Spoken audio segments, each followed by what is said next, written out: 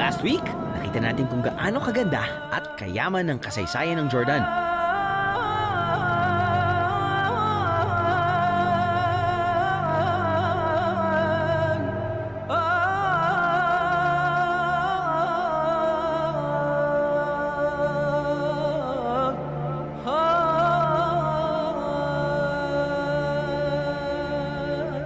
Isang bansa sa Middle East. Dito tayo ngayon sa tuktok ng Mount Nibu, no? We also experienced the wonderful ancient Rose City.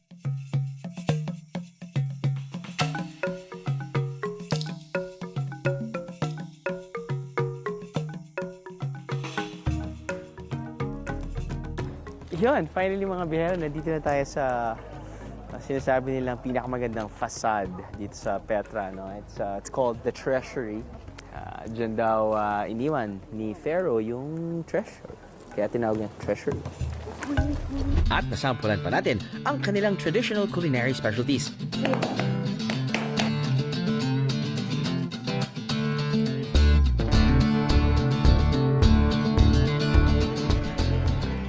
Hindi ko alam kung anong lasa niya, pero masarap lasa niya.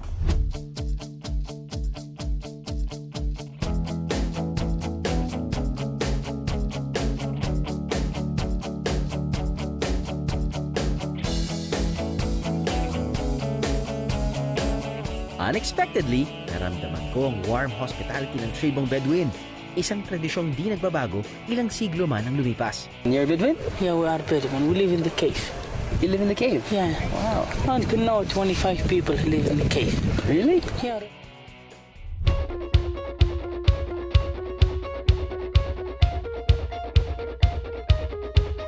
Pero ngayong gabi, ipakikita namin sa inyo ang ibang muka ng Jordan.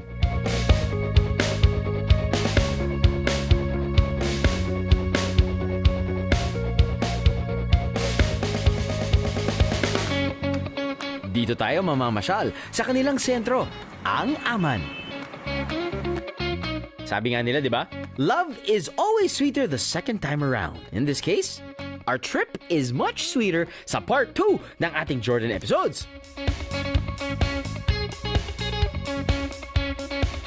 Kaya para sa 4th installment ng ating anniversary specials, samahan niyo akong maglibot sa modernong Jordan.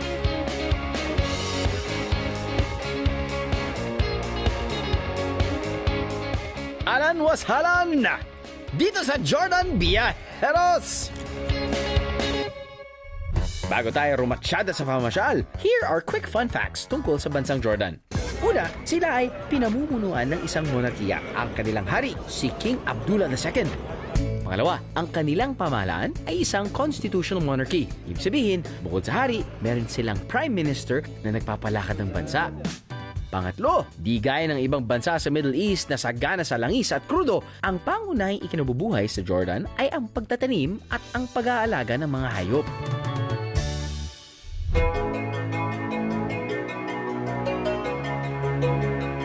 Sa aming pagdating sa Amman, nag-check-in agad kami sa isa sa mga premyadong resort na malapit sa napakagandang Petra.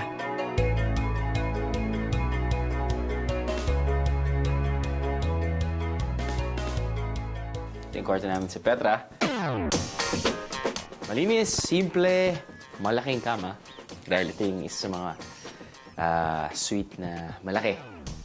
Ako lang mag-isa dito, pero medyo malaking kama. King size, flat screen TV, clean room as well, clean bathroom as well. But then, wait, there's more.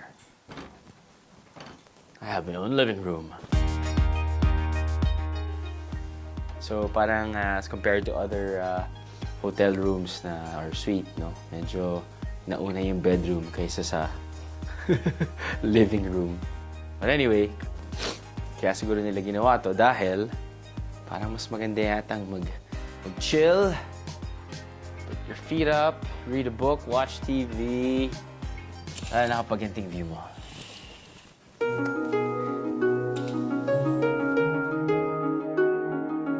Grabe, ibang-iba na yung Cagayan de Oro. Just kidding. Wow.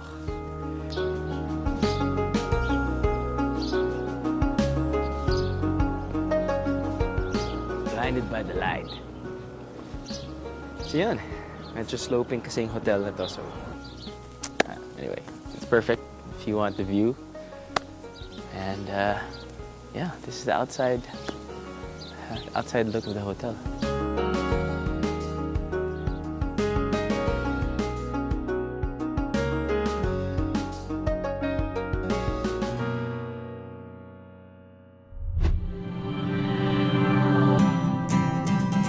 We are back on the bus and off to the city we go.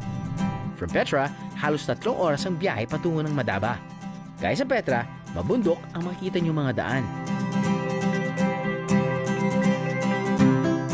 Isa ito sa mga dahilan kaya ginagawa itong location para sa Hollywood films. Katunayan, ang kabundukan at setting ito ng Wadi Rum ang naging location ng pelikulang The Martian.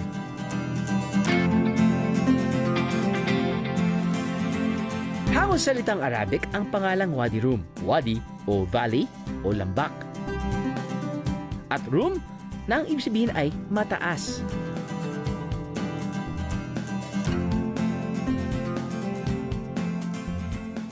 Kakaiba ang ganda ng view dito. Para ka talagang nasa ibang planeta.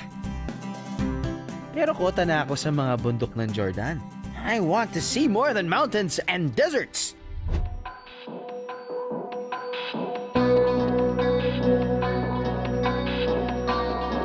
Susunod! Hindi lang mga disyerto at bundok ang meron dito sa Jordan.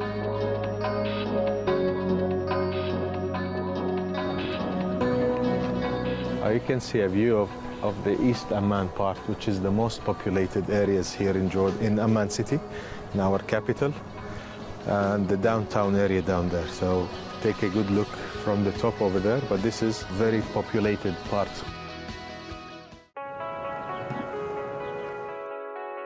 Isang short but sweet crash course ng all you need to know about the Jordanian culture.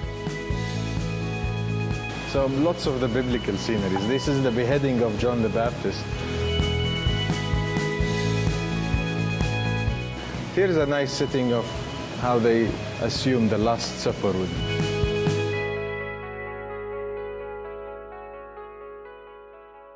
Pero ang main attraction dito sa museum, ang iba't ibang highlights sa history ng kanilang bansa. Gaya nito. This is a replica of one of the famous discoveries in Jordan. Yeah? It's called the Misha stone. It's an inscription that dates about the middle of the 9th century BC, and it's the king of Moab. Siyempre, may Middle Eastern food sampling. Nadali mo, boy. Chicken inasal. Bakit ba kolon? And drinking din. Satak. I like it. I like it a lot. So guys, para sa mga lalaki na tamad mag-toothbrush pag uwi, inumin nyo to, have a few laughs, pag iuwi nyo, pwede nyo panghalikan yung asawa nyo. Cheers. At ang best view ng Amman, ating pupuntahan. Ano, sama kayo sa biyahe ko? Mga kapuso, nakatanggap ng ilang report ang biyahe ni Drew tungkol sa mga nagpapanggap na miyembro umano ng aming staff. Nais naming ipaalam na laging may kaukulang dokumento at ID ang aming staff at hindi sila naniningil ng anumang kabayaran sa mga lugar na ipinalalabas sa aming programa. Kapag may nais kayong i-report, tumawag lang sa mga numero na nakikita nyo ngayon o mag-message sa aming Facebook page. Ano, sama kayo sa biyahe ko?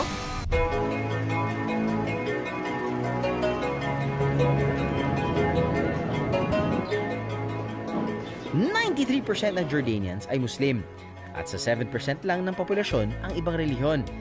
Pero magkakaiba man sila ng paniniwala, masasabing mapayapa rin ang bansang ito. May respeto sa kanya-kanyang relihiyon ng mga tao. Dinala ako ng tour guide namin si Fadi sakay sa isang Christian Greek Orthodox Church dito sa Madaba. So the Greek Orthodox community here in Madaba city, they still use this church. It's their the building that they built on top of the ruins of the ancient floor from the 6th century AD. Now the importance of this floor is that it's a mosaic artwork that represents a map of the Holy Land. A map that dates to the 6th century AD, about the middle of the 6th century AD, which makes it the oldest to represent the Holy Land still existing in the whole world. It is the oldest. And a very important representation of Jerusalem inside. It's like a bird's eye view of the city of Jerusalem. It shows how the city, the holy city of Jerusalem, looked like in the middle of the 6th century AD. Hindi man ganon kaluwag ang mismong simbahan, ang mga painting at artwork naman sa loob nito naglalakihan. Ang mga obra na ito mula pa raw sa Byzantine period o yung panahon ng Roman Empire sa silangan noong 6th century. Hindi ka lang makapagdadasal, mamamangha ka pa sa bawat obra na iyong makikita.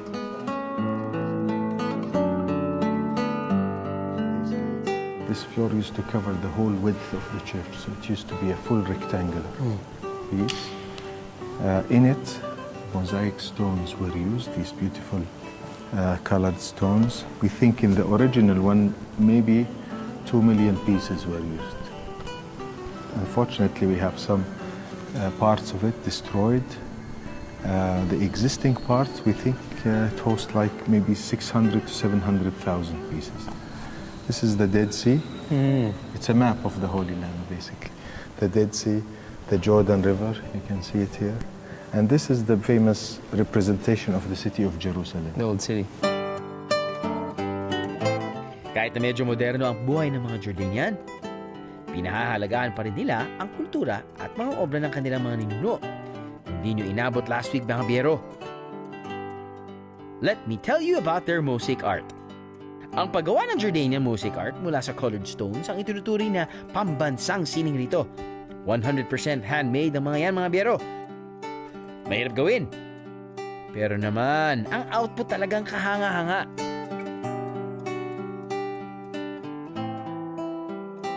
Kitang-kita ang kahanga-hangang mosaic art sa Basilica ni St. George dito sa Madaba. These are some of the mountains of Moab and the city of Karak in Jordan. Kahit ilang libong taon pa ang lumipas, di pa rin nawawala ang paggawa ng mga obra na gaya nito.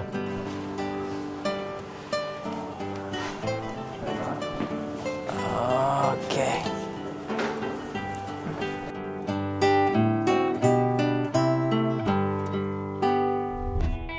Up ahead, let's walk the streets of Jordan. One of their comfort food dito sa Middle East. Siyempre, isang pagbisita sa ating mga kababayan. Kasi hindi rin po kami خلاص تطلع من هذا eh. خلاص هذا لانه هاي Ate Helen, يا اخو ها kamusta po? هاي Ako po si Drew. هاي اخو بس هيلين Asawa mo? هاي Hindi. Kala ko asawa mo eh. Ano, sama kayo sa biyahe ko? Mga kapuso, nakatanggap ng ilang report ang biyahe ni Drew tungkol sa mga nagpapanggap na miyembro umano ng aming staff. Nais naming ipaalam na laging may kaukulang dokumento at ID ang aming staff at hindi sila naniningil ng anumang kabayaran sa mga lugar na ipinalalabas sa aming programa. Kapag may nais kayong report, tumawag lang sa mga numero na nakikita nyo ngayon o mag-message sa aming Facebook page. Ano, sama kayo sa biyahe ko? Isa ring dapat bisitahin ang Roman amphitheater na to sa gitna ng capital na Amman. Ginawa pa ito noong 2nd century AD sa pamumuno ni Antoninus Pius. Hanggang 6,000 tao raw ang kasya sa bulwagang ito. Kitang-kita ito sa gitna ng maunlad at modernong bayan. Perfect example ng old meets new, right, Pero perfect din para sa inyong Instagram post.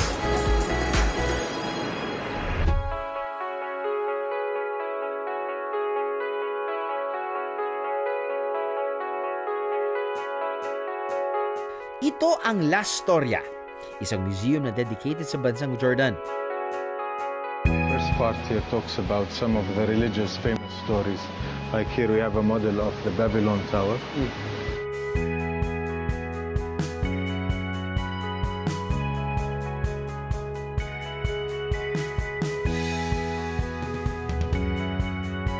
The the Ark of Noah. So they try to tell the story, which includes religion, of course, and famous religion accounts here in the human history.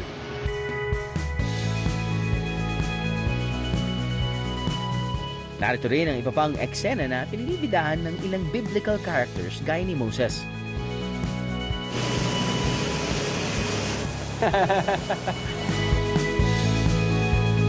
So lots of the biblical sceneries. This is the beheading of John the Baptist.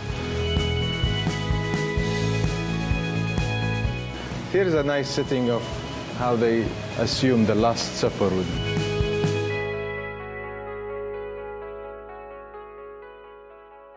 Pero ang main attraction dito sa museum, ang iba't ibang highlights sa history ng kanilang bansa. Gaya nito. This is a replica of one of the famous discoveries in Jordan. Yes? It's called the Misha stone. It's an inscription that dates about the middle of the 9th century BC, and it's the king of Moab. He wrote this inscription talking about his accomplishments, and it was discovered in Jordan. The original of it is now in the Louvre Museum. Malaking bagay daw ito kung pag-aaralan mo ang Jordanian history ayon sa aming tour guide na si Fadi. Well-rooted ang mga Jordanian sa kanilang ancient stories, lalo na sa kanilang mga monarkiya. This is a model of one of the facades of Petra here. Right. Pinapakita rin dito ang iba't ibang Jordanian heritage. Siyempre, ang kanilang katutubong tribo na Bedouins. Important part of the Jordan culture and different parts of the country in the south and the northeast with the Bedouin life. This is a setting of how the Bedouin tent would look like. Bedouins are the nomads living in the desert. They live in big tribal communities, and they are very well known of their generosity and their very strong tribal relations and ties. So this shows you how the life of a Bedouin in a Bedouin tent would be. It's a section of the ladies like doing the daily work, and there's the men's section over there. Having fun. Playing the music with a famous Bedouin instrument called rababa. Rababa. It's an instrument with one string. Isang mahalagang tip mga bihero, sakaling alukin daw kayo ng kape ng mga Bedouin, hindi raw dapat sila tanggihan. That's like an Disrespect. Yeah. Oh, wow. So you usually drink the coffee, and whatever you want from them, they will give you to make you drink their coffee. It's like a welcome drink and a very important sign of welcome to their house or to their tent. Ayon kay Fadi, unti-unting nawawala ang ganitong tradisyon sa bagong henerasyon ng Bedouins. Pero may mga ilan pa rin na ipinagpapatuloy ang sinaunang paraan ng pagtanggap sa mga bisita. Matapos ang isang crash course tungkol sa Jordanian history at customs sa La Storia, isang Middle Eastern feast naman ang nakaabang sa akin sa isa sa mga sikat na restaurant dito sa Jordan. My taste buds can't wait! Okay mga biyahero, medyo swerte tayo dahil kumakain tayo sa isang masarap na restaurant, no?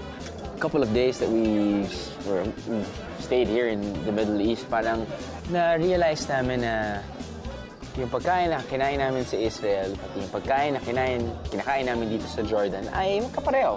Apparently, mga neighboring countries din, ganun din yung kanilang type of cuisine, no? Nagsisimula sila sa maraming side dishes or appetizers, sandamakmak, to the point na kailangan pacing ka kasi sobrang mabubusog ka na sa kanilang side dishes. Siyempre, andyan yung hummus, yun yung parang minash na chickpeas na naging paborito na rin namin. Andyan din yung different types of veggies, no? Anyway, cut the long story short, it's very healthy, it's very filling, you have lots of choices. At hindi pa yun yung main entree. Of course, yung main entree, isa-serve pa nila. It's either, you know, skewered barbecue meats or whatever. May kanin, may manok, whatever. Pero ang magkasarap na i-feature natin ngayon na pinipare nila usually sa pagkain ay ang kanilang arak. Well, pwede rin ng alak dahil ito yung tinitira nilang type of alcoholic drink. Katulad ng kasama natin ditong kaibigan. It's colored milk.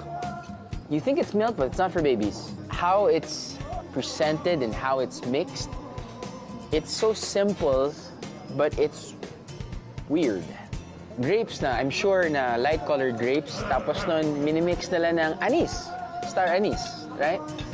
So, nagkakaroon siya ng parang familiar taste eh. Alam mo na parang, alam niyo yun eh, pero hindi mo lang ma-pinpoint talaga kung anong lasa na yun. But anyway, from the anise and the grape combination, kulay niya parang tubig. Yes, mga biyero. Kulay tubig ito sa simula.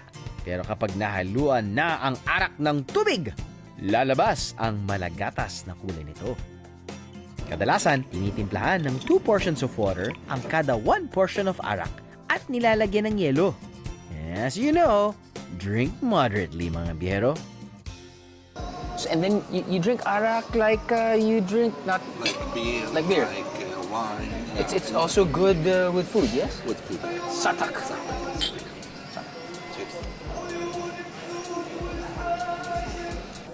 I like it. I like it a lot. So yun, ano ba yung aftertaste niya? Para kang nag-toothbrush. Hindi.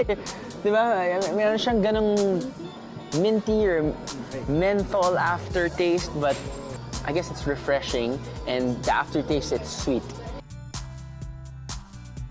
So guys, para sa mga lalaki na tamad mag-toothbrush pag-uwi, inumin nyo to, have a few laughs, pag-iuwi nyo, pwede nyo panghalikan yung asawa nyo. Cheers! Satak! So usually, di ba, okay, tapos na tayo sa mga side dishes, tapos na tayo sa appetizers. Pero feeling ko, ma-appreciate pa rin natin yung main entree. Of course, they serve kebab. Beef kebab. Beef kebab. Beef kebab. But this one is chicken. Mashawi. Mashawi. And then they have a different type of Mushroom. A mushroom. Mushroom and garlic. Mushroom and garlic. Great combination. Chicken inasal. Minarinate nila ng suka.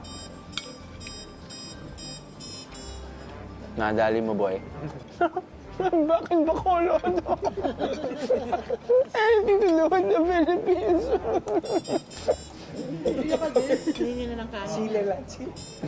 Two words.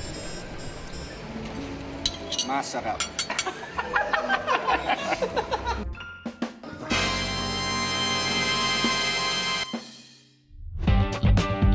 After sampling all the best of Jordan's delicious treats, we are back on the streets of Amman.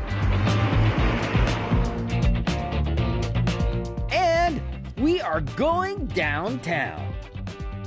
So ito yung downtown Amman. Amman is the capital of Jordan at makikita naman natin para siyang Session Road. It's busy. Daming kalakalan. Happy na naman yung crew.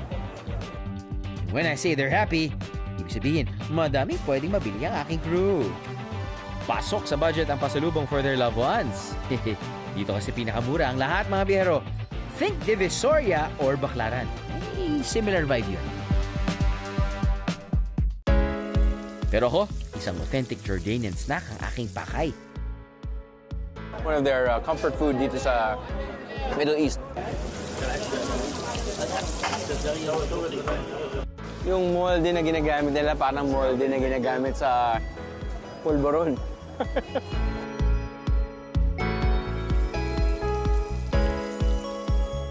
Kadalasan, binabalot ang kanilang pagkain na parang shawarma. Para raw ito sa mga tao na nagmamadali at gusto makakain with ease. Ang nilalaman nito, falafel, french fries, yogurt.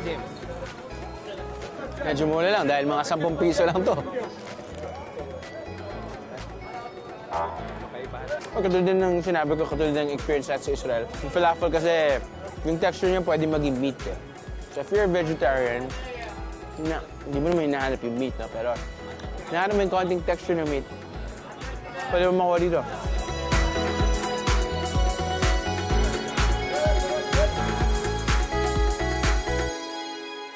Pagkagat ng dilim. Pagkatapos ng trabaho, naglalabasan na sila.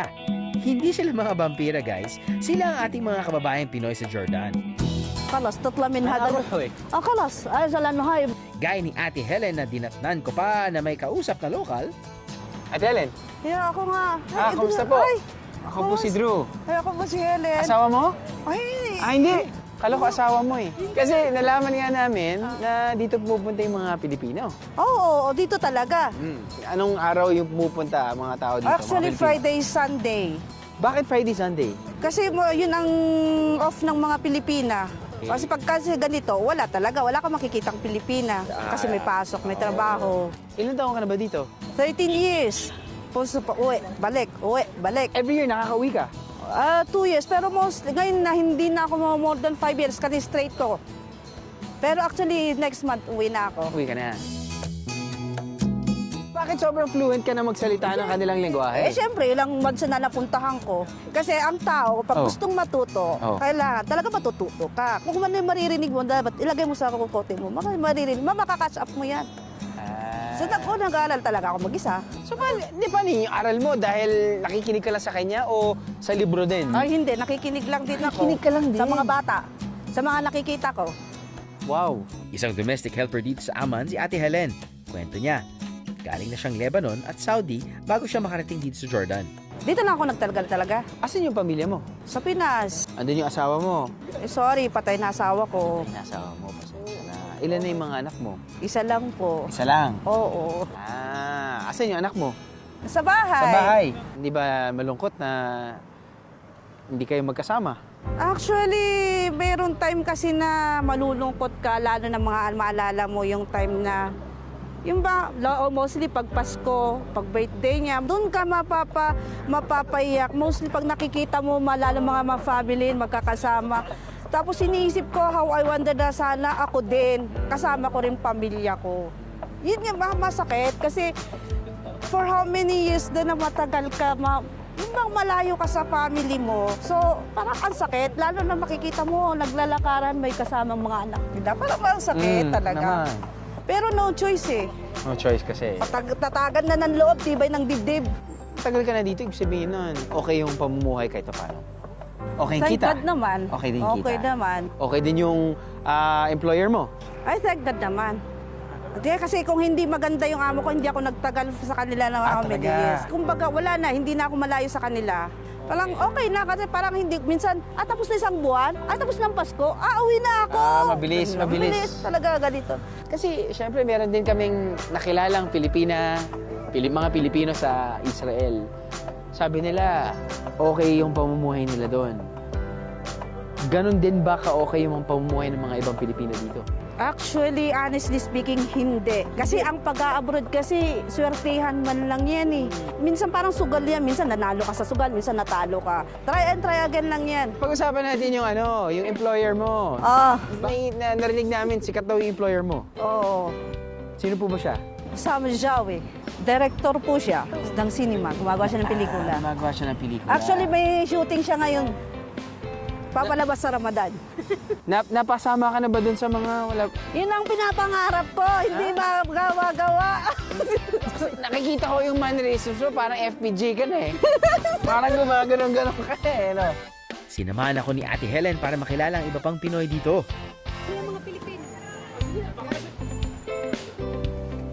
Maya-maya pa, bigla na silang dumami.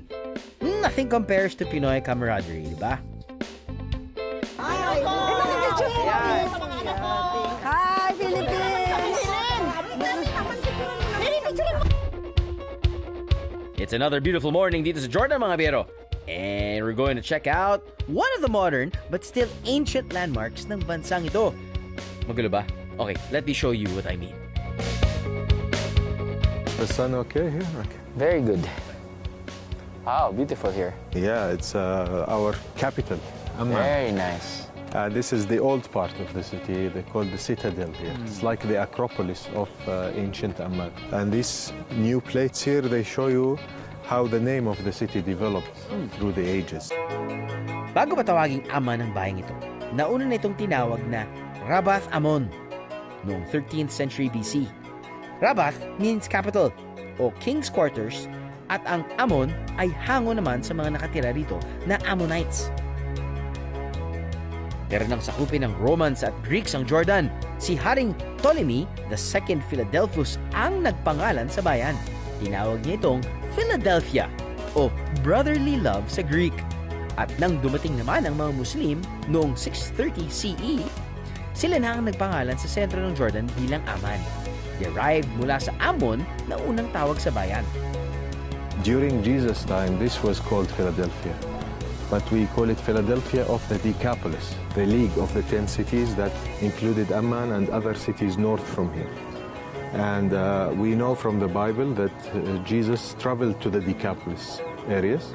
We know that many people from the Decapolis used to go to hear him and to follow him wherever he goes. Kapag punta kayo rito mga bihero, para kayong nagka-time travel sa ganda ng mga naiwang Roman structures dito. During the Roman periods, they built this temple here dedicated to Hercules. Inside it, there used to be a statue of Hercules. We believe it was like 10 meters high. Wow. Isipin na lang natin na parang ganito ang itsura ni Hercules noong panahon ng mga Romans. Si Hercules, ang pinakamalakas na mythical god, anak siya ni Haring Zeus.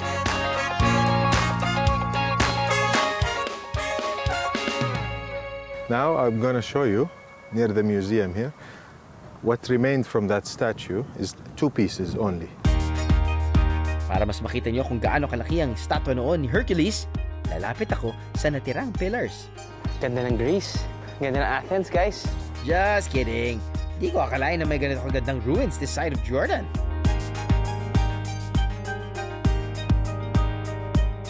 Whew, I am just speechless mga biyero.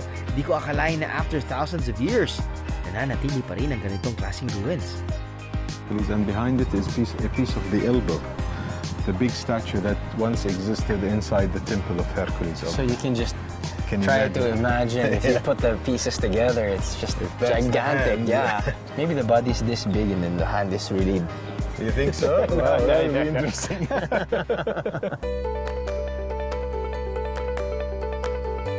May lugar din dito sa Citadel para sa Greek Orthodox Christians. Kung saan kami nakaupo, dito raw sila noon sumasamba. It was a big community back then.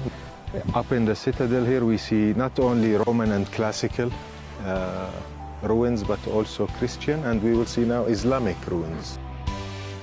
Nakatutuwang isipin na lahat ng sumakop at naghari sa Jordan ay buhay pa rin sa mga naiwang tradisyon at paniniwala. Isang patunay dyan ng mga batong ito na sari-sari ang kulay. Mula pa raw ito sa iba't ibang yugto ng pananakop sa kanilang bansa.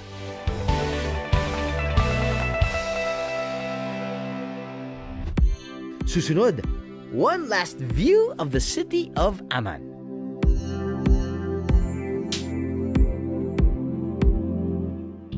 It's beautiful. Yeah. One of the best views of all the map from here. Ano? Sama kayo sa biyahe ko? Mga kapuso, nakatanggap ng ilang report ang biyahe ni Drew tungkol sa mga nagpapanggap na miyembro umano ng aming staff. Nais naming ipaalam na laging may kaukulang dokumento at ID ang aming staff at hindi sila naniningil ng anumang kabayaran sa mga lugar na ipinalalabas sa aming programa.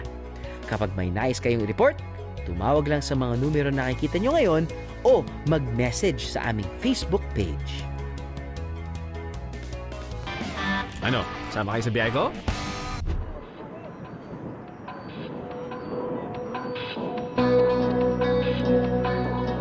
Mula rito sa tuktok ng Citadel, See the real city now. Yeah. Nice. That's the Roman theater. Yes.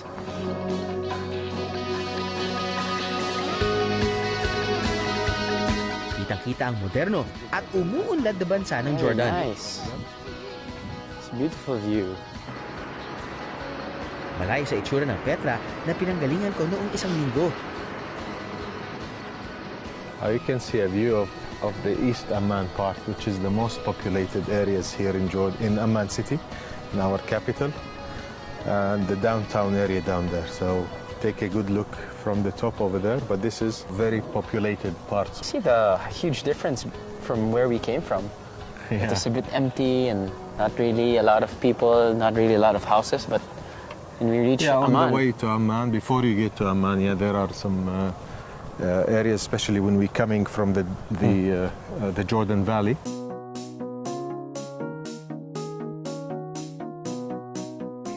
Amman ang may pinakamalaking populasyon sa 10 syudad ng Jordan. Aabot din sa 4 na milyon ang nakatira dito. That's a big flag. Huh? Yes, it's 126 meters high. Wow. The flag of Jordan. Yeah, it's a landmark here in the city. You look over there, you can see the complex of the royal palaces. Landmarks here in the city. And of course, has lots of our modern history was done there. Of course, our king lives outside the city now, but it's a symbol for the city here. Overlooking kung overlooking mga biyero. Para sa mga photographer at bisitang gaya ko, perfect na vantage point ang Citadel para makita ang 360-degree view ng Amman. Napakaganda sa tuktok ng parte na to ng Citadel. One of the best views of all the Amman from here. You live in Amman? I live in a suburb of Amman. Nice, nice. Quiet, more quiet area. Samahin niyo pa ng mga kwento ng aking guide na si Fadi. This is certainly the perfect way to end my trip here in Jordan.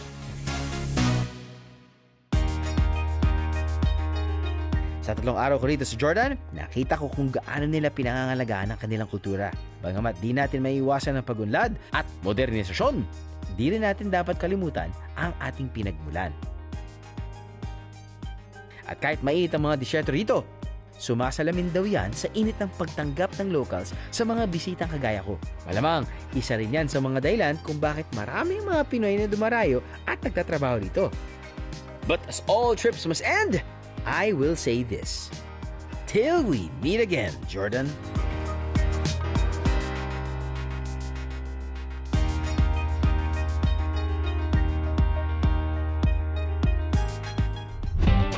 Ngayong 3 taon na natin ng pagbabiyahe, aba, dapat lang mag-celebrate tayo mga biyahero.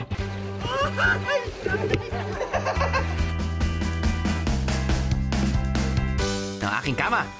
One last refreshing dip won't hurt, right? It's not your ordinary pool. This is a Dead Sea pool. Or shall I say, Dead Pool. Ay, wag na. Taas ka na yun. So, sa sobrang taas nga ng salt content ng pool na to na nanggaling sa Dead Sea, you can just float without any flotation device. Okay? Pwede kang mag-relax. Pwede kang mag-check ng mapa na sira na. Pero okay lang. Ano problema? Pwede ka na mag-D4. Ano problema? At sa kauna-unahang pagkakataon sa ibang bansa, sinubukan namin ang tour package na biyahe. Ito yung isa sa mga major fortresses ni King Herod because it overlooks the Dead Sea and nakikita niyong lupa. That's actually a major trade area back in the day. The marvelous Masada. Sulit nga ba ito? Yan ang aalamin natin. Ang tanong ko, sama ba kayo sa biyahe ko?